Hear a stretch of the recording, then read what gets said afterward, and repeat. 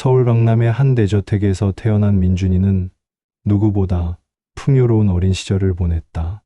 아버지는 대기업 회장이었고 어머니는 자선사업가였다. 하지만 민준이는 다른 재벌 2세들과 달랐다.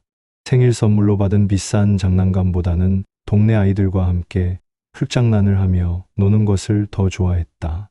초등학교 때 일이다. 같은 반 친구 영수의 도시락이 늘 김치와 밥만 있는 것을 본 민준이는 자신의 풍성한 도시락 반찬을 몰래 나눠주기 시작했다. 어느 날 영수가 민준아 고마워라고 말했을 때 민준이는 처음으로 돈으로 살 수 없는 기쁨이 무엇인지 알게 되었다. 중학교에 올라가서도 민준이의 성품은 변하지 않았다. 학급에서 따돌림 받는 아이가 있으면 먼저 다가가 친구가 되어 주었고 공부를 못하는 아이에게는 과외 선생님을 소개해 주기도 했다. 부모님의 카드로 비싼 옷을 사입을 수도 있었지만 민준이는 늘 단정하고 소박한 차림을 고집했다. 얘야, 내가 이렇게 살면 사람들이 우습게 볼 수도 있어. 어머니의 걱정에 민준이는 환하게 웃으며 대답했다. 엄마, 사람들이 저를 어떻게 보든 상관없어요. 제가 누군지는 제 마음이 결정하는 거잖아요. 고등학교 시절 민준이는 봉사활동에 더욱 적극적으로 참여했다. 주말이면 어김없이 지역 아동센터를 찾아가 아이들과 시간을 보냈다. 책을 읽어주고 함께 그림을 그리고 때로는 그들의 고민을 들어주기도 했다. 아이들은 민준이를 천사 오빠라고 불렀고 이 별명은 그의 평생 별명이 되었다. 어느 겨울날 아동센터에 다니는 6살 소희가 갑자기 열이 심하게 났다. 민준이는 망설임 없이 소희를 업고 병원으로 달려갔다. 응급실에서 밤새 소희의 손을 잡고 있던 민준이를 본 의사가 말했다. 이 아이 오빠신가요? 정말 다정하네요. 그때 민준이는 생각했다. 아픈 아이들을 돌보는 의사가 되면 얼마나 좋을까. 고3 겨울 민준이의 절친한 친구 태호가 갑작스럽게 백혈병 진단을 받았다. 항상 건강하고 밝았던 태호가 병원 침대에 누워있는 모습을 본 순간 민준이의 세상이 흔들렸다. 민준아, 나 죽는 거 아니야? 창백한 얼굴로 묻는 태호에게 민준이는 아무 말도 할 수 없었다. 그날부터 민준이는 매일 병원을 찾았다. 태호의 항암 치료가 시작되면서 머리카락이 빠지고 구토와 고통에 시달리는 친구를 옆에서 지켜보는 것은 고통스러웠다. 하지만 민준이는 포기하지 않았다. 태호가 좋아하는 음식을 사다 주고 재미있는 이야기를 들려주며 함께 미래의 꿈을 그려보았다. 소아병동에서 만난 다른 아이들도 민준이에게는 특별한 존재가 되었다. 7살 지민이는 뇌종양으로, 10살 은수는 심장병으로 입원해 있었다. 민준이는 이 아이들과도 금세 친해졌다. 아이들은 민준이가 오는 날을 손꼽아 기다렸고, 민준이 또한 그들의 순수한 웃음에서 큰 위로를 받았다. 태호의 담당이인 김 교수를 만난 것은 민준이에게 운명적인 순간이었다. 이 아이들을 돌보고 싶어 하는 마음이 진심으로 느껴집니다. 의대에 관심이 있나요? 김 교수의 말에 민준이는 자신이 진정 원하는 것이 무엇인지 깨달았다. 아픈 아이들을 치료하고 싶어요. 그들이 다시 뛰어놀고 웃을 수 있게 해주고 싶어요. 민준이의 진심 어린 말에 김 교수는 따뜻하게 미소 지었다. 그런 마음이라면 훌륭한 소아과 의사가 될 수 있을 겁니다. 다행히 태호의 치료는 성공적이었다. 1년간의 힘겨운 치료 끝에 태호는 건강을 되찾았다. 퇴원하는 날 태호가 민준이에게 말했다. 너 덕분에 버틸 수 있었어. 고마워, 내 친구. 그 순간 민준이는 확신했다. 의사가 되어 더 많은 아이들에게 희망을 주고 싶다고. 대학 입시를 준비하며 민준이는 소아의학과에 대해 더 깊이 공부했다. 아이들의 질병은 단순히 몸만 치료하는 것이 아니라 마음까지 어루만져줘야 한다는 것을 알게 되었다. 최고의 의과대학에 합격한 민준이는 첫 수업에서 다짐했다. 나는 아이들의 몸과 마음을 모두 치료하는 의사가 되겠다. 의과대학 6년을 마치고 소아과 전공의가 된 민준이는 이제 30이 되었다. 인턴과 레지던트 시절을 거치며 그는 의술뿐만 아니라 아이들의 마음을 읽는 능력도 키워나갔다. 동료들은 민준이를 아이들의 속삭임을 듣는 의사라고 불렸다. 첫 독립 진료를 시작한 날이었다. 5살 수민이가 심한 열감기로 응급실에 실려왔다. 아이는 울음을 그치지 않았고 어머니는 어쩔 줄 몰라 했다.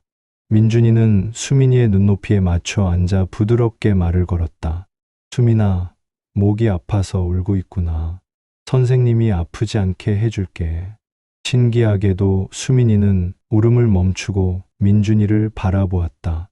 치료 과정에서 민준이는 수민이 가족의 어려운 사정을 알게 되었다. 아버지는 일용직 노동자였고 어머니는 식당에서 설거지를 했다. 병원비가 부담스러워하는 부모에게 민준이는 조용히 말했다. 정부 지원 프로그램이 있어요. 제가 도와드릴게요. 그는 개인적으로 부족한 비용을 지원하기도 했다. 소아병동에서 민준이의 진료는 특별했다. 진료 전에는 반드시 아이들과 충분히 대화를 나누었다. 오늘 기분은 어때? 어디가 제일 아픈 것 같아? 아이들의 대답을 듣고 때로는 함께 그림을 그리거나 장난감으로 놀아주기도 했다. 진료 시간이 길어져도 민준이는 서두르지 않았다. 병원 원장은 민준이를 따로 불렀다. 환자 만족도가 가장 높은 의사가 자네야. 비결이 뭔가? 민준이는 겸손하게 답했다. 특별한 것은 없습니다.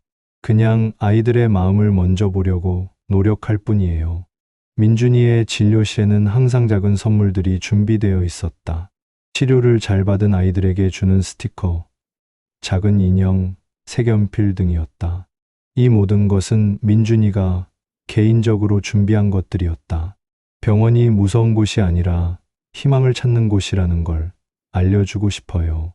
어느 날 밤 응급실에 호흡곤란으로 실려온 3살 은별이의 치료 중이었다. 위급한 상황에서도 민준이는 침착하게 아이를 달래며 치료했다. 은별아, 선생님과 함께 숨쉬기 연습해 볼까? 아이는 민준이의 따뜻한 목소리에 안정을 찾았고 치료는 성공적이었다. 그 모습을 지켜본 간호사가 말했다. 선생님은 정말 아이들의 수호천사 같아요. 그해 봄 민준이의 진료실에 특별한 환자가 찾아왔다. 28살의 젊은 엄마 혜진 씨와 그녀의 5살 딸 유나였다. 유나는 희귀병인 윌슨병을 앓고 있었다. 구리대사 이상으로 인해 간과 뇌의 구리가 축적되는 병이었다. 조기에 발견되어 다행이었지만 평생 약물 치료를 받아야 하는 상황이었다. 혜진 씨는 홀로 유나를 키우고 있었다. 임신 중 남편이 떠난 후 혼자서 아이를 낳고 기르며 살아왔다. 카페에서 아르바이트를 하며 근근히 생계를 유지하고 있었지만 유나의 병원비는 너무나 큰 부담이었다. 첫 진료 후 수납을 하러 가면서 혜진 씨의 손이 떨리는 것을 민준이는 놓치지 않았다. 혜진 씨, 잠깐 이야기 좀 할까요? 민준이는 혜진 씨를 상담실로 안내했다. 눈물을 참으며 자신의 상황을 털어놓는 혜진 씨를 보며 민준이의 마음도 아팠다. 선생님, 유나만큼은 꼭 건강하게 키우고 싶어요. 제가 어떻게 해서라도 치료비를 마련하겠습니다. 민준이는 즉시 사회사업팀에 연락을 취했다. 정부 지원금, 병원의 의료비 감면 프로그램, 각종 기부단체 등을 알아보며 최대한 혜진 씨의 부담을 줄여주려 노력했다. 하지만 그것만으로는 부족했다. 민준이는 개인적으로 치료비를 지원하기로 결정했다. 유나는 처음에는 낯선 환경에 무서워했지만 민준이의 따뜻한 보살핌에 금세 마음을 열었다. 선생님, 저 아픈 거 다 나을 수 있어요? 유나의 순수한 질문에 민준이는 확신에 찬 목소리로 답했다. 물론이야, 유나야. 선생님이 꼭 낫게 해줄게. 정기검진이 있는 날이면 민준이는 유나를 위해 특별한 시간을 준비했다. 주사를 맞아야 할 때는 유나가 좋아하는 동화책을 읽어주었고, 검사를 받을 때는 손을 꼭 잡아주었다. 혜진 씨는 민준이의 정성에 감동받았다. 선생님 덕분에 유나가 병원을 무서워하지 않아요. 시간이 지나면서 민준이와 혜진 씨, 유나는 의사와 환자를 넘어선 특별한 관계가 되었다. 민준이는 유나의 생일에 선물을 준비하고 혜진 씨가 아플 때는 유나를 돌봐주기도 했다. 이들은 혈연은 아니지만 진정한 가족 같은 유대감을 형성해 나갔다. 유나의 치료가 안정궤도에 오른 지 1년이 지난 어느 날, 혜진 씨가 심한 복통을 호소했다. 처음에는 단순한 소화불량으로 생각했지만 통증이 계속되어 정밀검사를 받게 되었다. 민준이는 내과 동료와 함께 혜진 씨의 검사 결과를 기다렸다. 결과는 충격적이었다. 췌장암 사기였다. 혜진 씨, 이야기 좀 할까요? 민준이는 최대한 침착하게 말했지만 목소리가 떨렸다. 상담실에서 혜진 씨에게 진실을 말해야 하는 순간이 왔다.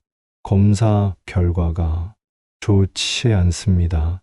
혜진 씨는 이미 예감하고 있었던 듯 의외로 차분했다. 얼마나 시간이 남았을까요? 혜진 씨의 조용한 질문에 민준이는 할 말을 잃었다. 의학적으로는 6개월에서 1년 정도였지만 그 말을 쉽게 꺼낼 수 없었다.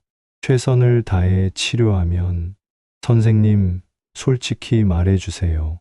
저도 각오는 하고 있어요. 그날 밤 민준이는 잠을 이룰 수 없었다. 혜진 씨의 담담한 모습이 계속 떠올랐다. 다음 날 아침 혜진 씨는 유나를 데리고 병원에 왔다. 선생님, 제가 없어도 유나가 잘 자랄 수 있도록 도와주세요. 떨리는 목소리로 부탁하는 혜진 씨를 보며 민준이는 눈물을 참아야 했다. 혜진 씨, 저희가 최선을 다할게요.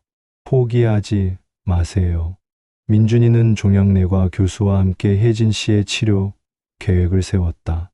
항암 치료와 방사선 치료를 병행하기로 했지만 효과는 제한적일 수밖에 없었다. 그래도 혜진 씨는 유나를 위해 끝까지 치료받기로 했다. 치료가 시작되면서 혜진 씨의 상태는 급격히 악화되었다. 머리카락이 빠지고 체중이 급격히 줄었다. 하지만 유나 앞에서만큼은 아픈 티를 내지 않으려 애썼다. 엄마는 잠깐 아픈 거야. 금세 나을 거야. 유나에게는 그렇게 말하지만 민준이에게는 다른 이야기를 했다. 선생님, 유나는 정말 착한 아이예요. 제가 없어도 꿋꿋하게 자랄 거예요. 하지만 아직 너무 어려서. 혜진 씨의 말을 들으며 민준이는 마음속으로 다짐했다. 유나의 든든한 보호자가 되겠다고. 걱정하지 마세요. 제가 유나를 책임지겠습니다. 민준이의 약속에 혜진 씨는 처음으로 편안한 미소를 지었다. 혜진 씨의 상태가 악화되면서 민준이는 유나를 돌보는 일이 많아졌다. 혜진 씨가 입원해 있는 동안 유나는 민준이의 집에서 지내게 되었다. 처음에는 낯선 환경에 적응하지 못하던 유나도 점차 민준이에게 마음을 열어갔다. 선생님, 엄마는 언제 나아요? 유나의 순수한 질문에 민준이는 매번 대답하기가 어려웠다. 엄마는 지금 열심히 치료받고 계시단다. 유나가 씩씩하게 잘 지내는 모습을 보면 엄마도 힘이 날 거야.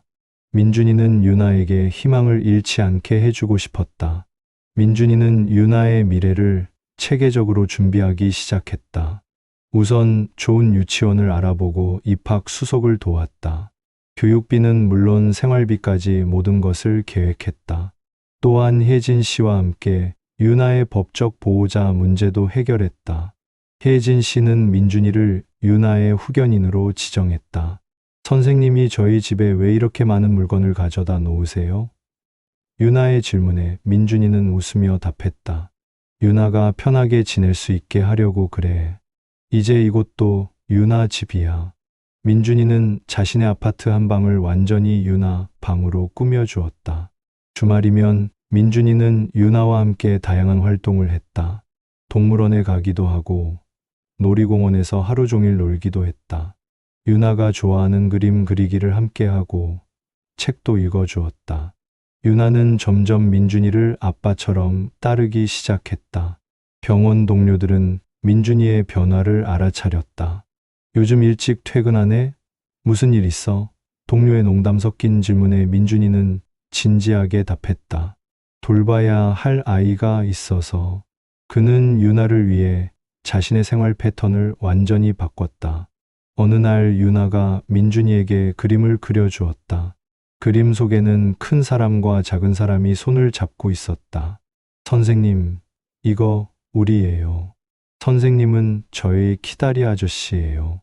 유나의 순수한 말에 민준이는 가슴이 뭉클했다. 정말로 자신이 유나의 키다리 아저씨가 되었구나 하는 생각이 들었다. 민준이는 유나의 윌슨병 관리도 소홀히 하지 않았다. 정기적인 검진과 약물 복용을 철저히 관리했고, 유나가 자라면서 스스로 건강을 관리할 수 있도록 교육했다. 유나야, 이 약을 먹으면 더 건강해질 수 있어. 선생님과 함께 건강한 어른이 되자. 혜진 씨의 상태가 급격히 나빠진 것은 겨울이 오기 시작할 무렵이었다. 더 이상 항암 치료도 효과가 없었고 호스피스 케어로 전환하게 되었다. 민준이는 혜진 씨가 편안한 마지막을 맞을 수 있도록 최선을 다했다. VIP 병실을 준비하고 24시간 간병 서비스도 개인적으로 비용을 지불했다. 선생님, 유나를 만나게 해주세요. 혜진 씨의 간절한 부탁에 민준이는 고민이 많았다. 5살 유나에게는 너무 충격적일 수 있었지만 모녀의 마지막 만남을 막을 수는 없었다. 민준이는 유나를 충분히 준비시킨 후 병실로 데려갔다. 엄마, 유나는 변해버린 엄마의 모습에 놀랐지만 곧 침대 옆으로 달려가 혜진 씨의 손을 잡았다. 엄마, 아파요? 유나의 순수한 질문에 혜진 씨는 약한 목소리로 답했다. 엄마는 괜찮아. 우리 유나가 이렇게 예쁘게 자라서 엄마는 정말 행복해. 혜진 씨는 민준이를 불렀다. 선생님, 정말 감사해요. 그녀의 눈에는 감사의 눈물이 가득했다. 유나를 이렇게 잘 돌봐주시고 저는 이제 안심하고 갈 수 있어요. 민준이도 목이 메어 말을 이을 수 없었다. 유나야, 엄마가 없어도 선생님이 유나를 잘 돌봐주실 거야. 유나는 착한 아이니까 선생님 말씀 잘 듣고 건강하게 자라야 해. 혜진 씨는 마지막 힘을 다해 유나에게 당부의 말을 전했다. 엄마는 항상 하늘에서 유나를 지켜볼 거야. 그날 밤 혜진 씨는 유나와 민준이가 지켜보는 가운데 평온하게 눈을 감았다. 마지막 순간까지 유나의 손을 놓지 않았던 혜진 씨의 얼굴에는 안심하는 미소가 번져 있었다. 엄마. 유나는 이해하기 어려운 상황 속에서도 엄마에게 작별 인사를 했다. 장례식은 조용히 치러졌다. 민준이가 모든 것을 준비했고 병원 동료들과 혜진 씨가 일하던 카페 사장님도 참석했다.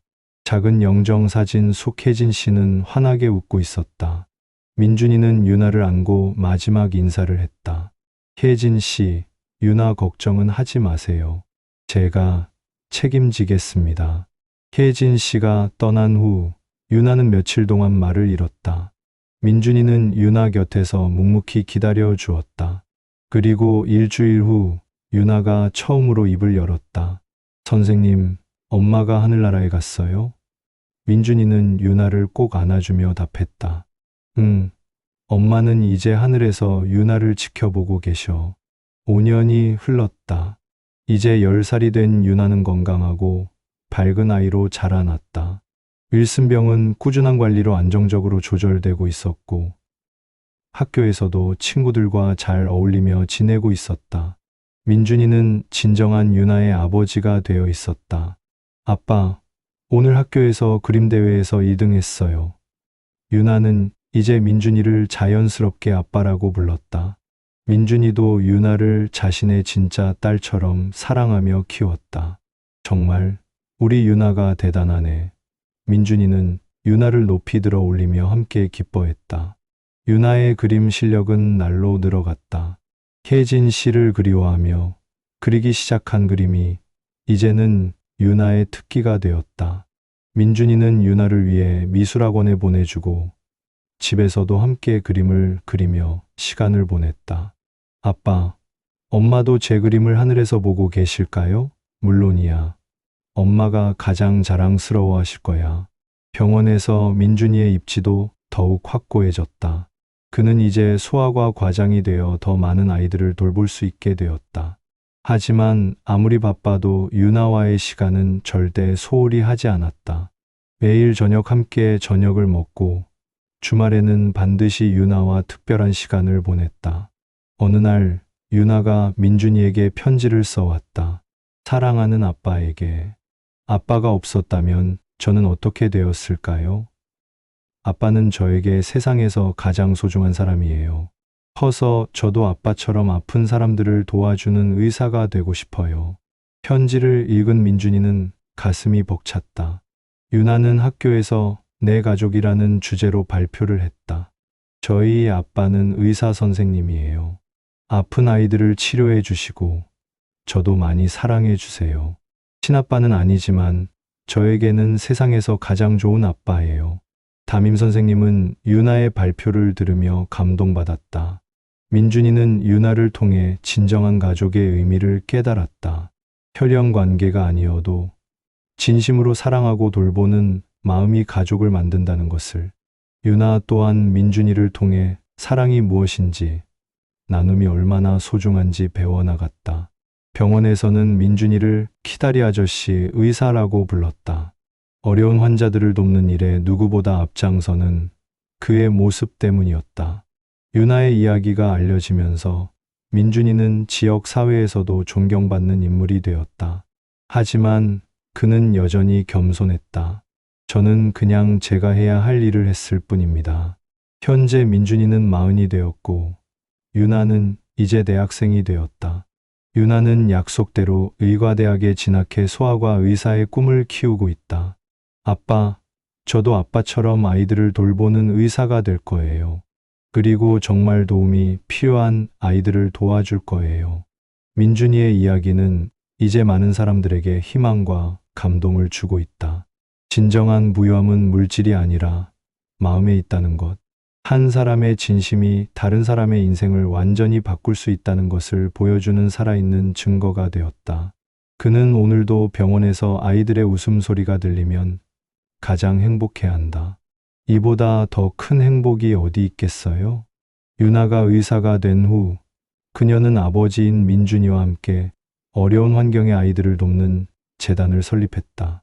혜진 엄마 재단이라는 이름으로 시작된 이 재단은 홀로 아이를 키우는 가정과 희귀병 아이들을 지원하고 있다. 어느 날 재단의 한 젊은 아버지가 찾아왔다. 그는 홀로 딸을 키우고 있었고 딸은 심장병을 앓고 있었다. 유나는 그 아버지를 보며 과거의 엄마와 자신의 모습을 떠올렸다. 걱정하지 마세요. 저희가 도와드릴게요. 민준이는 이제 70이 넘었지만 여전히 현역 의사로 활동하고 있다. 그의 곁에는 늘 유나가 있고 이제는 유나의 아이들, 즉 민준이의 손자 손녀들도 있다. 4명의 아이들은 할아버지의 따뜻한 마음을 닮아 남을 돕는 것을 당연하게 여기며 자라고 있다. 할아버지는 정말 천사가 맞는 것 같아요. 막내 손녀의 순수한 말에 민준이는 환하게 웃는다. 천사는 아니고 그냥 사랑을 나누며 살려고 노력하는 사람일 뿐이야. 그의 이야기는 여전히 계속되고 있다. 한 사람의 선한 마음이 어떻게 세상을 변화시키는지, 진정한 가족이 무엇인지, 그리고 가장 큰 행복은 나눔에서 온다는 것을 보여주며 오늘도 어딘가에서 민준이 같은 사람들이 세상을 더 따뜻하게 만들어가고 있을 것이다.